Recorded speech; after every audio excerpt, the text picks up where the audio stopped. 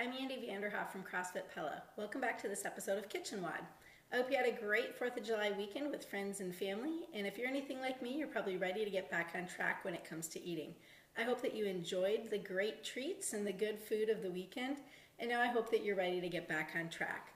So I have a few quick tips and a few planning items that I did today that I'd like to share with you that hopefully will make your week less stressful and more successful when it comes to your eating. When I talk about more successful eating, that can look different ways for different people. A few ways that I determine success for eating is this.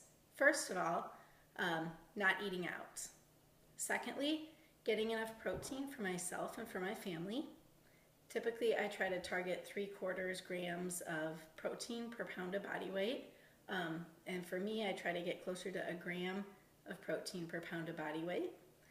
Eating vegetables at every meal. That includes breakfast, lunch, and supper, oftentimes for snacks as well. No additional grocery trips, so I try to get 1 trip for the week. And hopefully less stress. So I try to prepare in advance so that we can meet those 5 criteria for our week. So here are just a few quick things that I prepared that I thought I'd share with you today. My kitchen is even still a mess because of it, but that's okay. Boiled dozen eggs. Eggs are pretty spendy these days, but definitely worth it. A great whole protein source. I roasted some Brussels sprouts, and then also roasted a bunch of onions, red onions, and peppers in my cast iron skillet. And I'll add that to salad and to chicken and things like that later in the week. Maybe even scrambled eggs and things like that. I also have a crock pot that'll go in the fridge this evening and then will be put on tomorrow. That is full of jambalaya. And then I've got this does not look very good, but it will be good, some chicken soaking in brine. So if you're also trying to save money, a great way to make those less expensive and not maybe as tender cuts of meat taste better is by brining it. So I threw some chicken breasts in a solution of mostly water, and then it has some salt and bay leaf and different spices and such in it. And it'll soak in there for a couple days until I'm ready to grill it. Keep it in the fridge, obviously, and then go ahead and grill it. And I've got quite a bit of extra, so that'll be used in meals later. Also this week, something not necessarily for me, but for my family, I have a big thing of rice that I made, cilantro lime rice.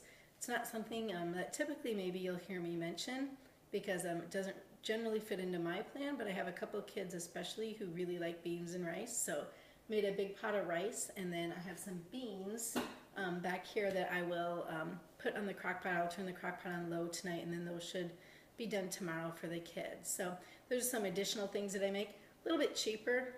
Beans do have protein in them. They also have quite a bit of carbohydrate, obviously, as does the rice. For growing kids that don't have any inflammatory issues, I think it's completely fine to sometimes add in some rice and beans. Obviously for you, if you have some inflammatory issues, or you're on Whole30, or your family is on Whole30, you of course don't want to do that beans and rice, but it's kind of a nice supplement sometimes, and definitely inexpensive and still whole food, so a lot better than some other things that they could be eating. In addition to these preparatory items, I also have my fridge stocked for the most part with vegetables, some of them cut up, some fruit as well. You can go ahead and clean that ahead of time as well, but I like to have some jobs for my kids to do also. So again, I hope that some of these tips are helpful for you to help you plan for the week. I'm going to be posting some recipes. I have a different cookbook this week. Well Fed, definitely recommend it. Author is Melissa Jalwan, I think is how you might say it. Definitely a great cookbook, and I have some recipes from there that I'll go ahead and post on our CrossFit, www.crossfitpella.com site as well. So again, make sure that you're planning for success. Success looks like less stress, less grocery trips, more protein, more vegetables, and not eating out. I hope that this helps, and hopefully you have gained some tips from my messy kitchen. Thanks. Have a great week.